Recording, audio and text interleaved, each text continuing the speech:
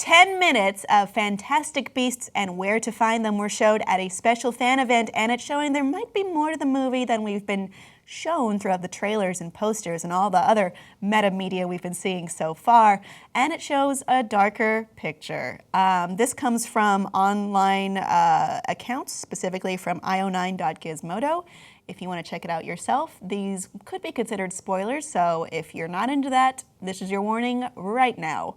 The movie opens up, according to these reports, with an attack, a dark attack from Gellert Grindelwald, who you may remember from the Harry Potter series as a character being intimately connected with Albus Dumbledore. Dumbledore is also connected to Newt Scamander, as shown in a previous trailer, where he stood up for him and when he was still expelled. Very much a Hagrid-Dumbledore relationship between these two, especially with the animals.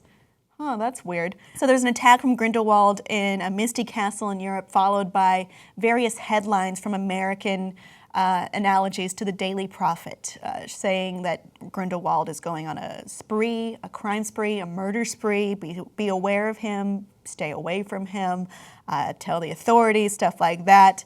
And then there's a scene where it shows Colin Farrell's character, Percival Graves, who I guess is the American wizard detective, or the lead wizarding detective, leading an investigation of a building in tatters in Rumble, destroyed by some kind of black cloud. And it rips through the streets and it throws him into a ditch, which does seem very different from what we've seen so far, which has mostly been kind of a fanciful, light story about Newt Scamander letting loose some fantastic beasts, some magical animals into the Muggle or No-Maj world of New York City, and that we will have a darker storyline involving murder and death and wizard racism, as we've missed it for so long.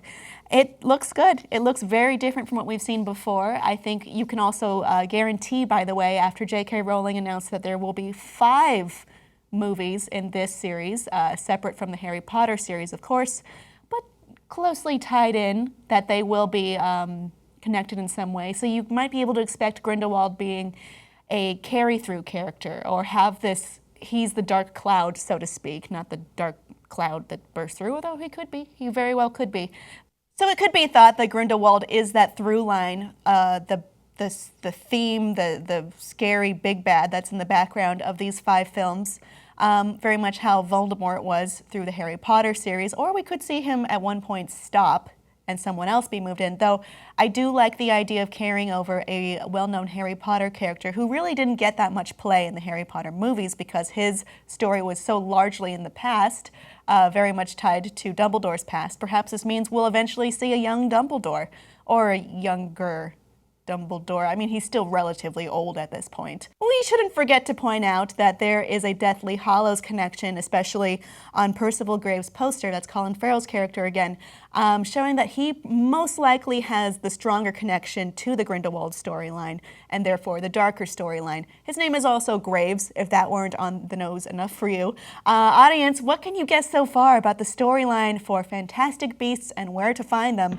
parts 1, 2, 3, and 4, and 5? Please let us know what you think below in the comments, and please like and subscribe for more.